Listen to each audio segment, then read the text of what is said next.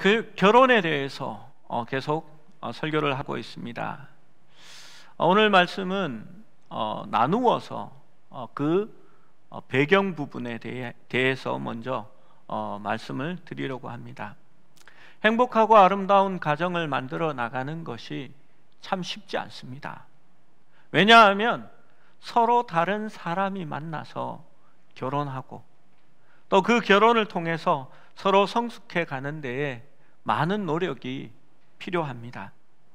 그래서 언약이라는 것을 통하여서 하나님이 우리 가정에 테두리를 만들어 놓습니다. 그 언약 안에서 가정은 견고하게 나아갑니다.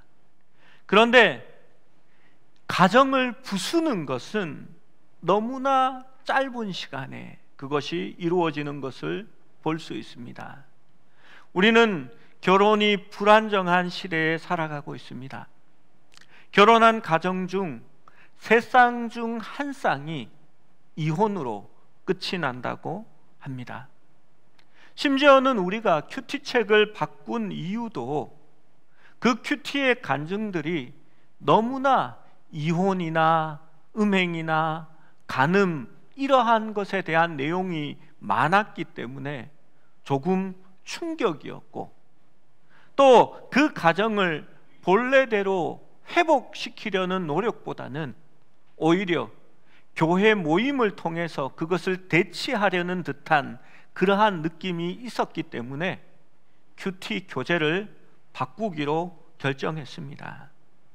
여러분, 하나님이 말씀하신 가정이 없이는 교회도 존재할 수 없습니다. 우리가 주님과 연합하고 하나됨은 가정에서 부부가 연합하고 하나됨을 비유로 전제하고 있는 것입니다. 그러기에 가장 먼저 된 교회는 가정이고 부부입니다. 그리고 교회는 그 가정의 연장선이 되어야 합니다. 교회의 축복은 가정으로 흘러나가야 하고, 가정의 아름다움은 교회 공동체를 이루는 터전이 되어야 하기 때문입니다. 이제는 이혼하는 속도가 또한 훨씬 빨라지고 있습니다. 외국의 목사님이 결혼 집례를 하셨습니다. 외국 결혼식은 꼭 이렇게 묻습니다. 이 부부가 하나 되어 결혼하는 데 있어서 반대하는 사람이나 의의가 있는 사람은 지금 말하십시오. 그렇지 않으면 이제부터는 영원히 잠잠하십시오 라고 말합니다. 그러자 당황스럽게도 제일 앞에 있는 청년 한 명이 손을 들면서 제가 반대합니다 라고 말했습니다. 그러자 목사님도 너무 당황하면서 그 사람에게 이렇게 말했습니다. 조용히 해, 네가 신랑이잖아. 여러분, 무슨 얘기를 하는지 아시겠지요? 그만큼 빨리 이혼한다는 겁니다. 성경은 결혼에 대하여 많은 이야기를 합니다. 신약 성경에는 결혼에 관한 내용이 많이 나옵니다. 예수님은 결혼에 대하여 많은 부분에서 가르치셨습니다. 마태복음 19장에서는 남자와 여자는 서로를 위해 지음을 받았다라고 말합니다. 서로 연합하여 한 몸이 되어야 한다라고 말하고, 이것은 친히 하나님께서 만드신 것이라 하셨습니다. 또한 결혼은 둘이 하나됨을 얘기한다라고 강조하셨습니다. 일부, 일처제를 얘기하는 것입니다. 이는 창세기 2장을 통하여서 하나님이 처음 말씀하신 것이고, 성경은 이를 피로 맺은 언약이라고 또한 말하고 있습니다. 하나님 앞에서 하는 언약은 인간이 깨어놓을 수 없다라고 말합니다. 과거의 아브라함의 언약처럼 짐승을 반을 갈라 둘로 쪼개어 놓고 그 짐승을 버려 놓습니다. 그리고 언약의 당사자들은 그 짐승 사이로 지나갑니다. 그것이 언약입니다. 실제 그 언약이 내포하는 바는 우리가 이 맹세를 어기면 이 짐승처럼 될 것이다 라는 것을 의미하는 것입니다. 그래서 하나님께서는 내가 하나 되게 한 것을 사람이 나뉘게 하지 못할 것이다 라고 말합니다. 그런데 이 고린도전서 7장에 이르면 같은 결혼에 대한 이야기를 하는데도 많은 설교자들이 설교하기를 포기하고 그냥 건너뛰든지 아니면 이 본문을 설교의 말씀으로 선택하려고 하지 않습니다. 저도 그 유혹을 받았습니다. 왜냐하면 이 7장 속에 있는 결혼에 대한 내용에서 주의 명령이 아니고 자신의 의견이다라고 말하는 것 같은 구절이 포함되어 있기 때문입니다. 7장 12절의 말씀을 한번 같이 읽어봅니다. 12절입니다. 시작. 그 나머지 사람에게 만일 어떤 형제에게 믿지 아니하는 아내가 있어 남편과 함께 살기를 좋아하거든 그를 버리지 말며. 이 괄호 안에 있는 말씀, 이는 주의 명령이 아니라라고 적혀져 있습니다. 그리고 다른 곳에서는 또 이렇게 말합니다. 25절 말씀입니다. 25절 말씀도 함께 읽어봅니다. 시작. 처녀에 대하여는 내가 주께 받은 계명이 없으되 주의 자비하심을 받아서 충성스러운 자가 된 내가 의견을 말하노니. 여기에도 이렇게 적혀 있습니다. 내가 주께 받은 계명이 없으되 내가 의견을 말하노니 라고 말합니다. 여러분, 여기에서부터 설교를 해야 할까 말아야 될까, 이 말씀을 우리가 어떻게 받아야 할까라는 고민이 생기는 것입니다. 우리가 성경 말씀을 듣고 그 말씀을 우리의 삶 속에서 지키려고 하는 것은 그것이 하나님의 말씀이고 하나님의 기뻐하시는 뜻이기 때문에 그렇습니다. 사실 우리는 바울이 인간적으로 한 이야기들에 대해서는 별로 관심이 없습니다. 바울의 말이 성령의 감동을 받아서 성경에 적혔기 때문에 그의 말을 중요하게 여기는 것뿐입니다. 여러분, 이 오해는 10절에 보면 그 오해를 풀 수 있는 실마리를 잡을 수가 있습니다. 10절 말씀도 함께 읽어봅니다. 시작. 결혼한 자들에게 내가 명하노니 명하는 자는 내가 아니요 주시라. 여자는 남편에게서 갈라서지 말고. 여기에 보면 또 괄호를 열고 명하는 자는 내가 아니요 주시라 괄호를 닫습니다. 무슨 말일까요? 지금 결혼한 자에게 명하는 이것은 마가복음 10장에 있는 주님의 말씀을 그대로 인용한 것입니다. 이것을 말하는 것은 내가 하는 게 아니고 예수님께서 말씀하신 것을 내가 말하는 것이다 라고 말합니다.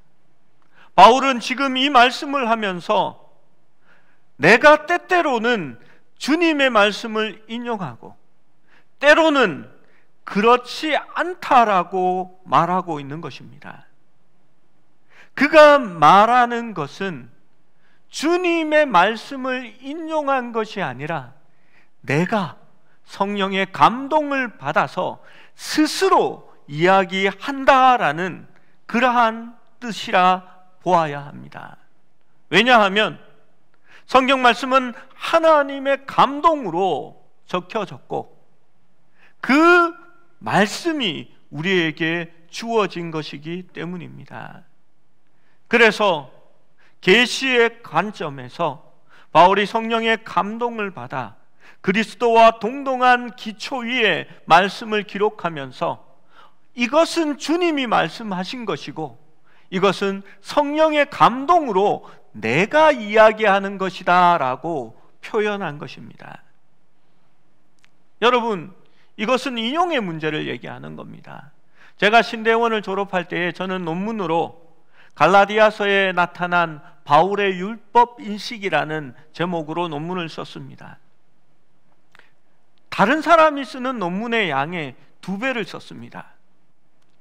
그래서 이것을 심사를 받을 때에 논문의 주심인 교수님도 오케이 하셨고 다른 부심 한 명인 다른 교수님도 오케이 하셨는데 상담학을 가르치는 이관직 교수님이 노 하셨습니다. 졸업을 해야 되는데 논문을 통과를 시켜주지 않는 겁니다. 신약을 하시는 분이 통과시켜주지 않으면 그래도 이해를 하겠는데 이분은 상담학 전공이거든요. 이분이 논문을 끝까지 통과시켜주지 않았고 나중에는 학기가 끝나고 방학을 했는데 자기가 상담하고 있는 강남에 있는 그 상담 장소에 찾아와서 다시 심사를 받으라라고 이야기합니다. 논문을 들고 그 교수님을 찾아갔지요. 교수님께 물었습니다. 교수님, 왜 허락해 주지 않는 겁니까? 라고 했더니 이 교수님이 논쟁하는 부분에서 누구의 주장을 인용했는지 적지 않았기 때문에 허락해 주지 않는다라고 말했습니다. 그래서 제가 남의 말을 인용한 것이 아니라 제가 말씀을 읽고 이해하는 바를 적었기 때문에 누구의 글을 인용했다라는 각주를 붙이지 않았습니다라고 대답했습니다. 그랬더니 이 교수님이 대뜸하시는 말씀이 신대원 졸업하는 학생이 뭐 이런 논쟁을 기록해? 솔직히 말해 누구 거 뺏겼어? 라고 하셨습니다. 제가 정색을 하며 그 교수님께 얘기했습니다. 교수님이 상담학을 가르칠 때에 저희에게 그렇게 가르치지 않았습니다. 제가 이제 교수님에게 일주일 여유를 드리겠습니다. 제가 누구 논문을 뺏겼다고 생각하면 그것을 찾아내십시오. 그러면 제가 졸업하지 않겠습니다. 그러나 만약에 일주일 동안 그것을 찾지 못하면 저에게 사과하고 논문을 통과시켜 주어야 합니다 라고 말씀드렸습니다. 그 교수님이 그 얘기를 듣더니 가만히 한 30초간 있었습니다. 그리고 그 자리에서 바로 사과하고 논문에 사인을 해주셨습니다. 여러분, 바울이 지금 이야기하는 것은 이건 예수님의 말이고 이건 하나님의 뜻이고 이건 내 말이다 라고 말하는 게 아닙니다. 다 하나님의 뜻인데 이건 주님이 직접 이야기하셨고 이 부분은 내가 성령의 감동으로 너희에게 준 것이다 라고 말씀하고 있는 것입니다.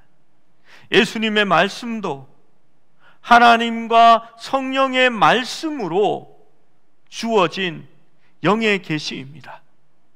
바울이 기록한 말씀도 모두 성령의 감동으로 기록된 하나님의 계시입니다.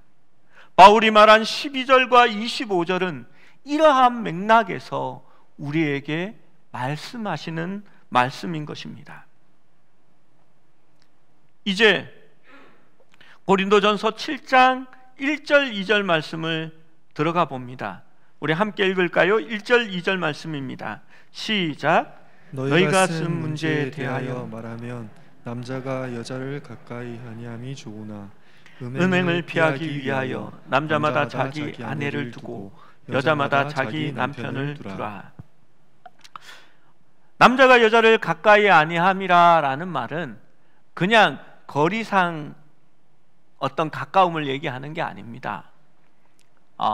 성적인 이야기를 하는 겁니다.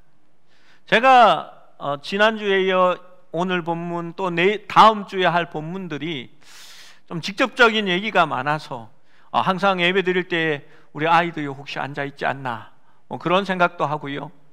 요즘 조금만 만일 잘못하면 목사가 어떻게 그런 얘기를 막 하면서 좀 그런 분위기라서 단어 사용에 굉장히 조심합니다. 지난주에는 제가 수기야, 내가 이 단어를 써도 젊은이들이 듣기에 괜찮을까? 제가 물어봤습니다. 여러분, 남자가 여자를 가까이 아니함이 좋다라는 말이 바로 그러한 의미를 말합니다. 근데 2절은 음행을 피하기 위하여 남자마다 아내를 두고 또 여자마다 남편을 두라라고 말합니다. 그러면 결혼하는 이유가 음행을 막기 위해서 하는 걸까? 약간 좀 속된 그런 느낌이 들지 않습니까? 1, 2절의 말씀을 시작하면서부터 아멘으로 삼키기가 무언가 좀 찜찜합니다. 한여름의 생굴 같습니다.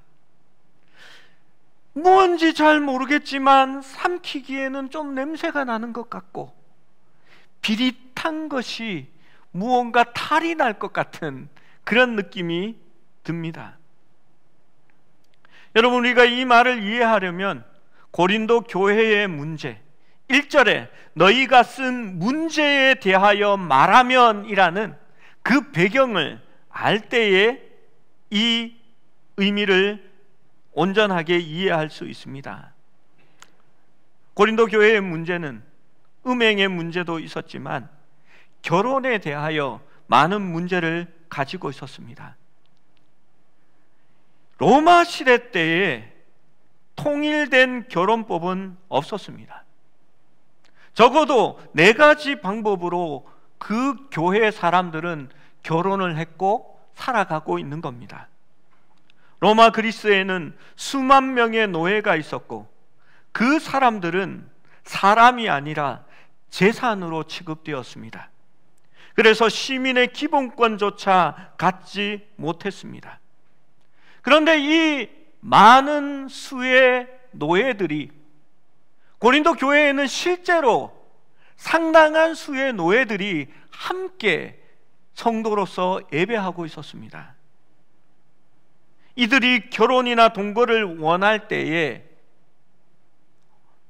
노예의 주인은 단순히 이들이 한 천막에서 기거할 수 있도록 허락해 주었습니다. 그래서 컨투버네움이라는 단어를 사용하는데요, 천막 결혼이라고 번역하자면 할 수 있습니다. 이것은 일종의 노예들의 결혼 방식이었습니다. 그런데 이 결혼이 안정스럽지가 않았습니다.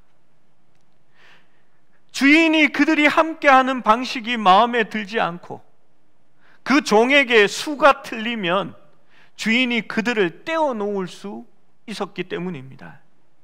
또 어떤 경우에는 노예의 주인이 남편을 팔아버릴 수도 있고 아내를 팔아버릴 수도 있었습니다.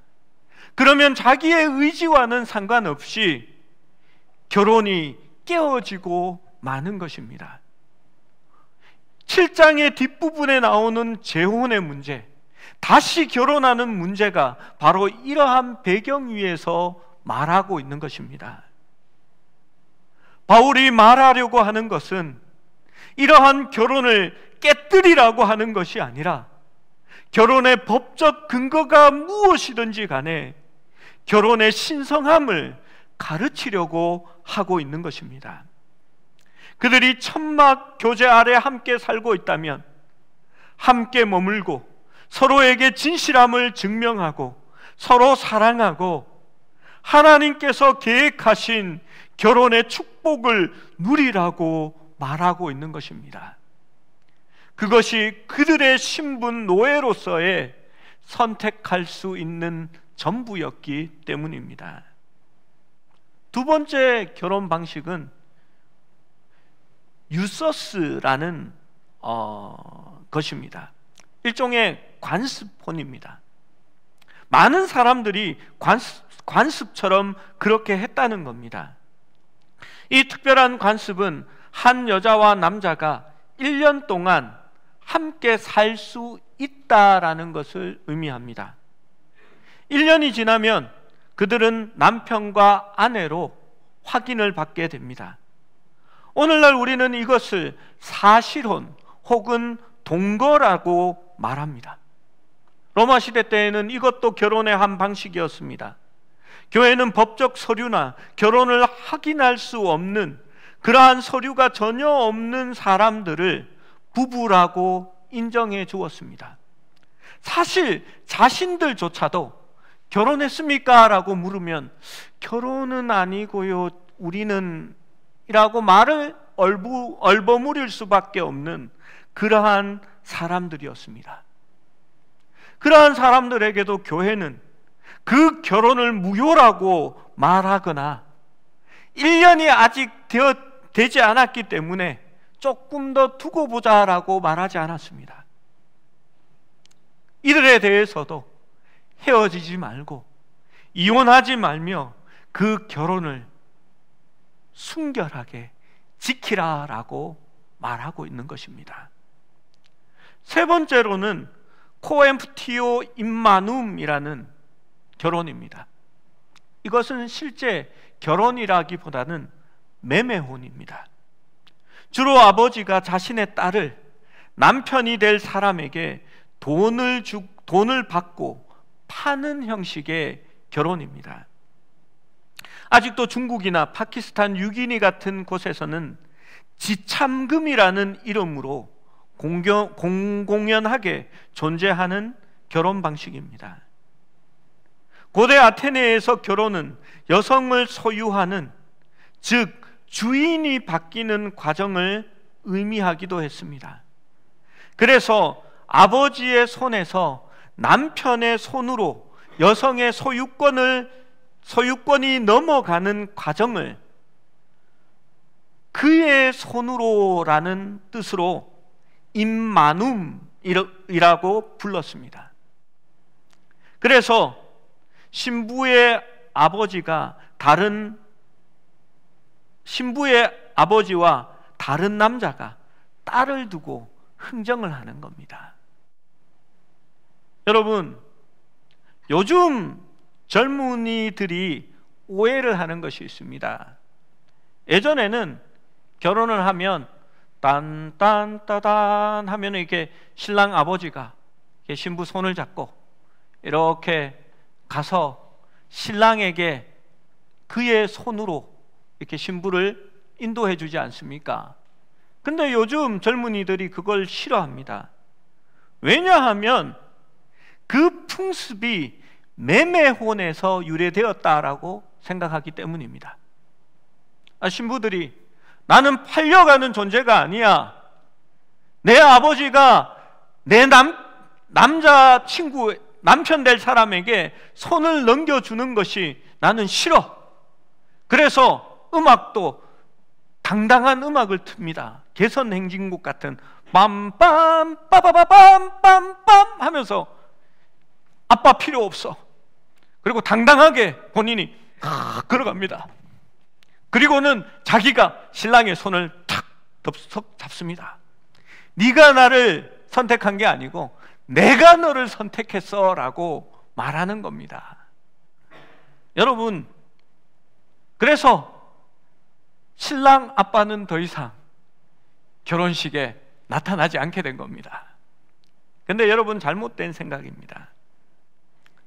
이 결혼 절차는 매매혼에서, 임마눔에서 나온 것이 아니라 지금 소개할 콤페라티오라는 결혼 방식에서 나온 전통입니다. 콤페라티오라는 이 결혼은 고귀한 귀족들의 결혼식이었습니다. 전통적인 결혼 예식의 형식이 여기에서 유래했습니다. 당시 존경받는 귀족이 그 예식을 주도했고 10명 이상의 증인이 함께 모여야 언약식을 갖는 형태를 가졌습니다. 딸은 아버지나 그 가족의 가장의 손에서 남편의 손으로 직접 옮겨주게 된 것입니다. 지금 우리가 하고 있는 전통적인 결혼식은 바로 콤페라티오라는 이 결혼 방식에서 전부 온 것입니다. 이것도 이렇게 좀 결혼에 대해서 곰곰이 생각해 보면 이렇게 웃기는 장면들이 있습니다. 원래는 신부의 아버지가 딸을 이끌고 가서 사위에게 이렇게 팔짱을 끼워주는 그것이 전통입니다.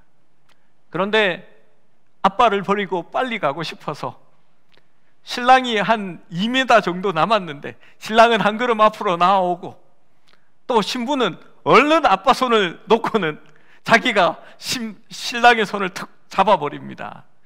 좀 아빠가 이렇게 팔짱을 끼워줄 때까지 기다리면 되는데 그새를 못 참고 뿌리치고 잡아버리는 겁니다.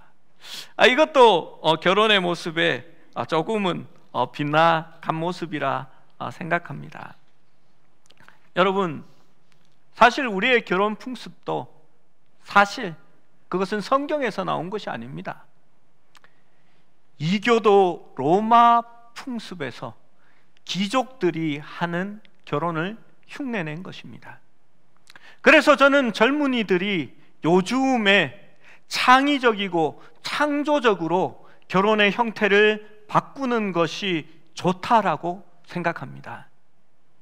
그러나 반드시 하나님이 그 언약의 주인이라는 것을 명시할 수 있는 형태를 생각하기를 바랍니다. 그리고 저를 주례로 세우지 않아도 됩니다. 목사님 기도 순서에 안 넣어도 됩니다. 하지만 결혼 전에 두세 번은 저에게 찾아와서 성경이 말하는 결혼이 무엇인지, 성경 안에서 말하는 성은 무엇인지 반드시 결혼 예비 학교로 배우시고 결혼하시면 좋겠습니다. 그냥 말씀만 가르치겠습니까? 여러분이 아름다운 가정, 행복한 가정을 누릴 수 있도록 마음을 다해, 전심을 다해 축복할 것입니다. 그래서 제발 결혼하기 전에 아빠도 뿌리치고 목사도 뿌리치고 결혼하지 마시고 와서 축복 기도하시고 하나님이 말하는 결혼에 대해서 우리 지금 설교하는 것보다는 더 자세하게 이렇게 말씀해 드릴 거니까 와서 듣고 가시면 좋겠습니다.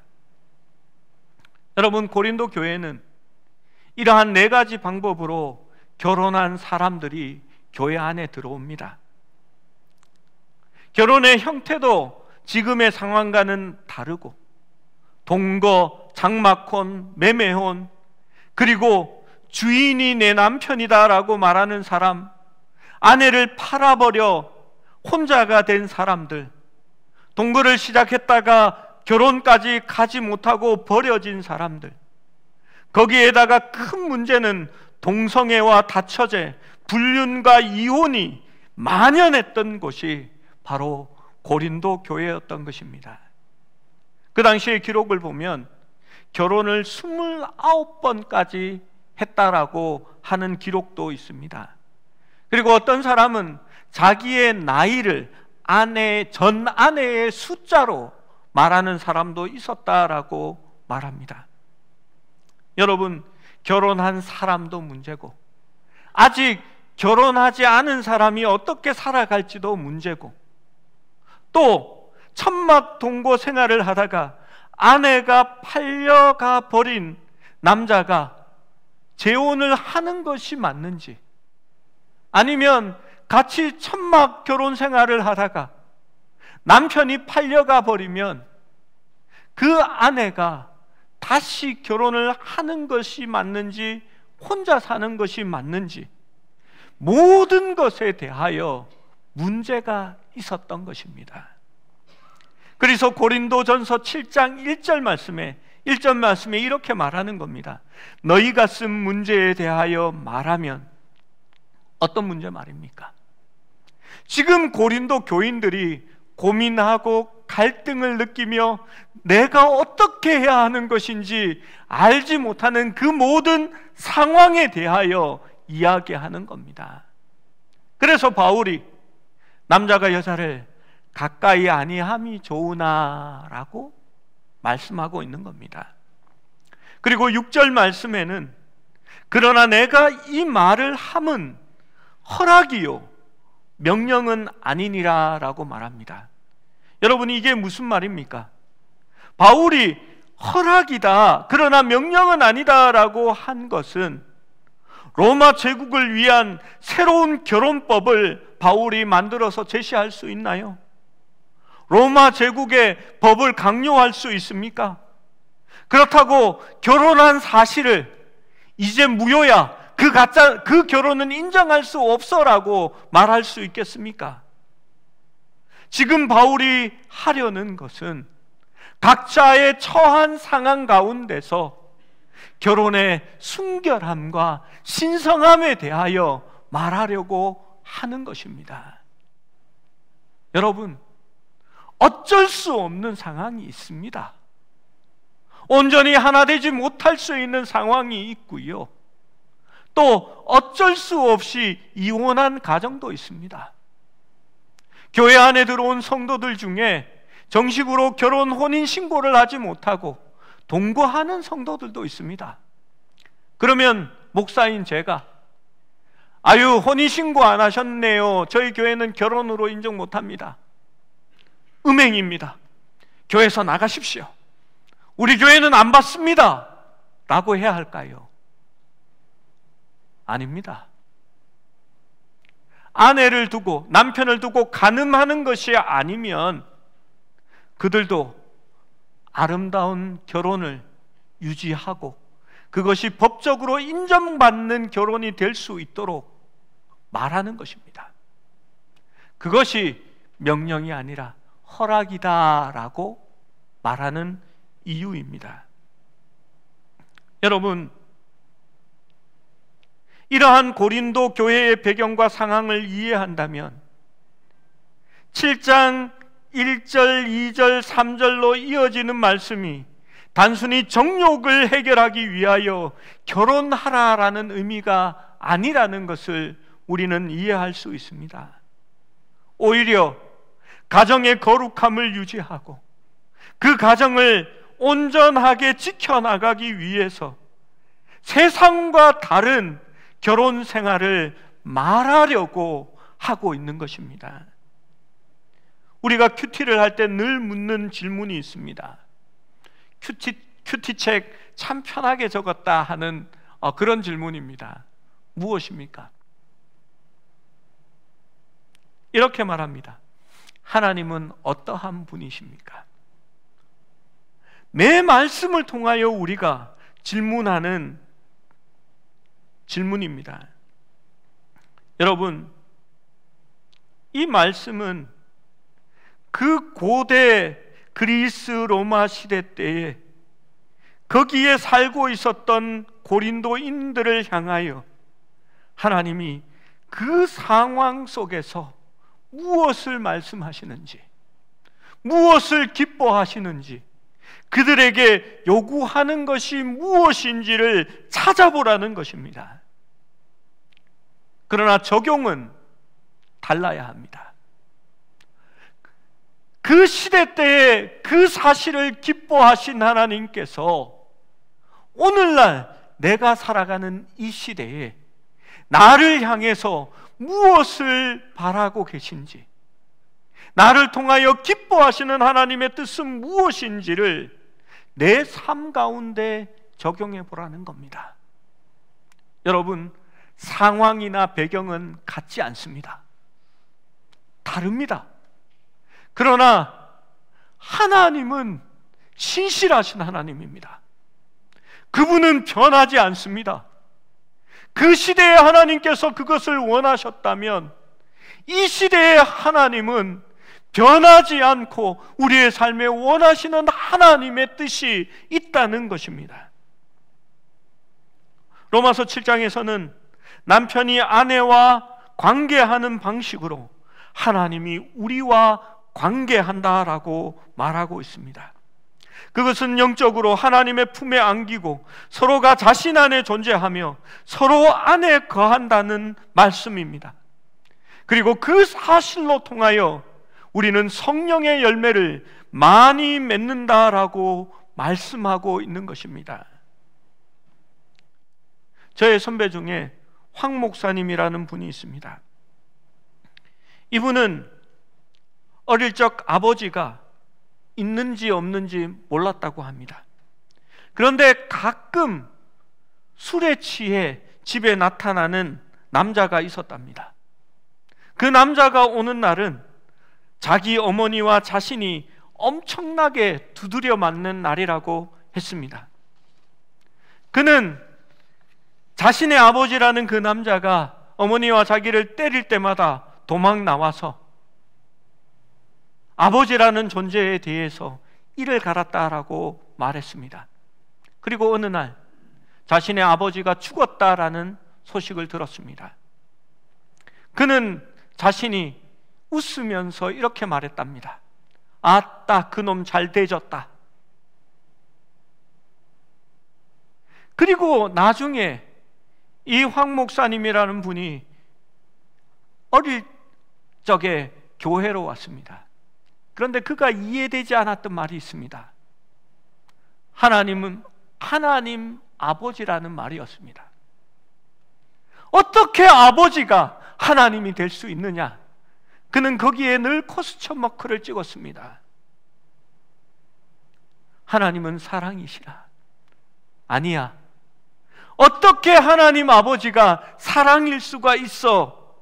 그는 그렇게 느꼈답니다. 이 목사님은 권위에 대해서도 알지 못했습니다. 자기 위에 있는 사람을 공격하는 법, 또 그 사람을 어떻게 대우하는 법, 또 어떻게 말해야 되는지도 알지 못했습니다. 결국 신학교에 다니면서 사고를 치고 말았습니다. 학내 분규가 일어날 때 제일 용감하게 총장실로 쳐들어가서 총장을 콘크리트 바닥에 업어치기 한 판으로 맺히고 말았습니다. 그리고 법정에 세워졌고 집행유예로 풀려났습니다. 여러분, 전도사가 총장 목사를 집어 던졌으면 목사가 될 수 있을까요? 여러분, 이 동네가 좀 뒤끝이 심한 동네입니다. 절대 불가능합니다. 거기에 관련된 모든 학생들이 퇴학을 당하거나 아니면 목사가 될 수 없었습니다. 이 황 목사님이 제가 다녔던 교회에 김덕신 목사님을 찾아왔습니다. 그리고 그분 앞에 엎드려 울면서 부탁했습니다. 홀 어머니가 내가 목사가 된다는 것 그거 하나 자부심을 가지고 살아가고 있습니다. 제발 저를 구제해 주십시오. 목사님이라면 저를 구제할 수 있다고 생각되어서 찾아왔습니다 라고 말했습니다.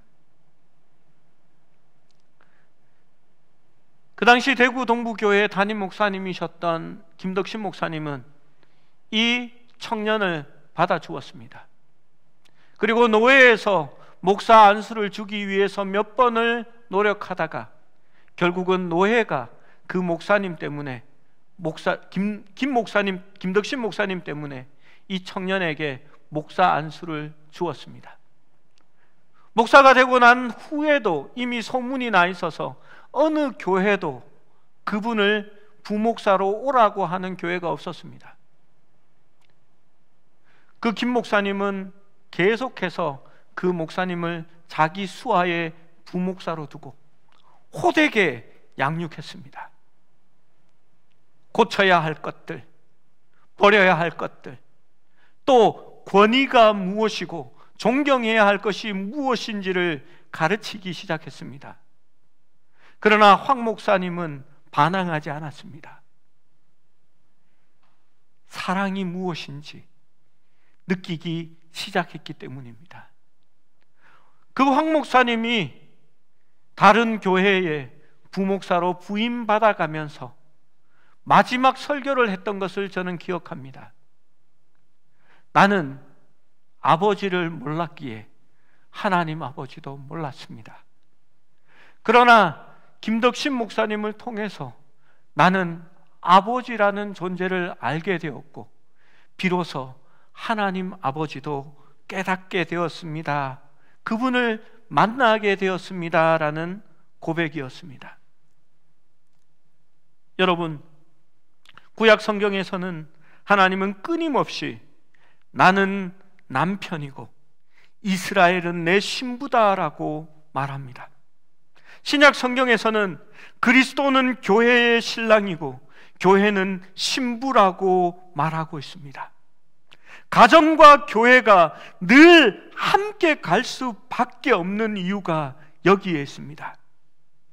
우리가 사용하는 하나님과의 관계를 나타내는 단어들은 바로 가정에서 시작되기 때문입니다.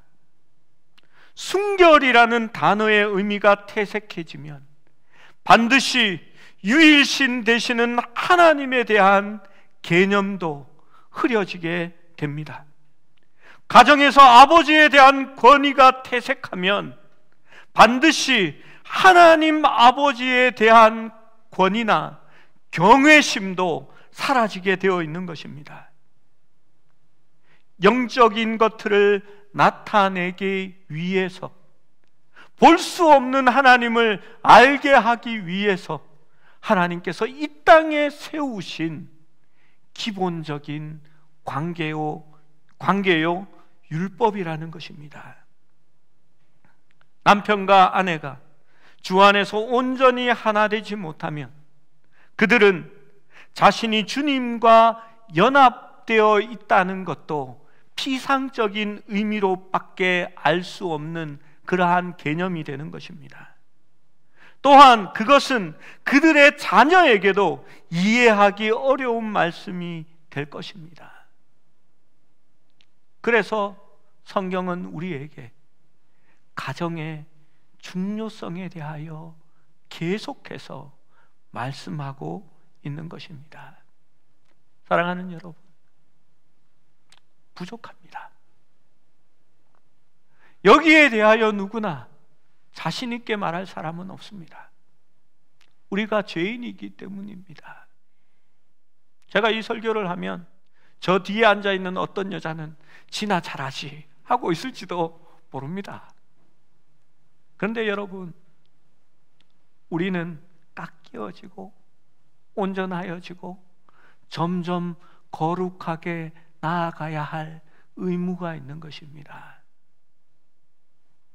다음 주에는 좀 더 깊이 들어가서 말씀을 살펴보겠습니다. 그러나 여러분, 아름다운 온전한 가정을 이루기 위해서 노력하십시오. 지금보다도 훨씬 더 노력하십시오. 청년들이요, 여러분에게는 진짜 기회가 있습니다. 믿지 않는 자와 결혼하시면 성경에도 혹시 나 때문에 믿을지 어떻게 아느냐고 말합니다. 그렇지만 진짜 괴롭고 힘든 길을 가야 할 것입니다. 가급적이 아니라 할 수만 있으면 믿는 자와 같은 멍에를 매십시오. 그것이 얼마나 축복인지를 곧 알게 될 것입니다.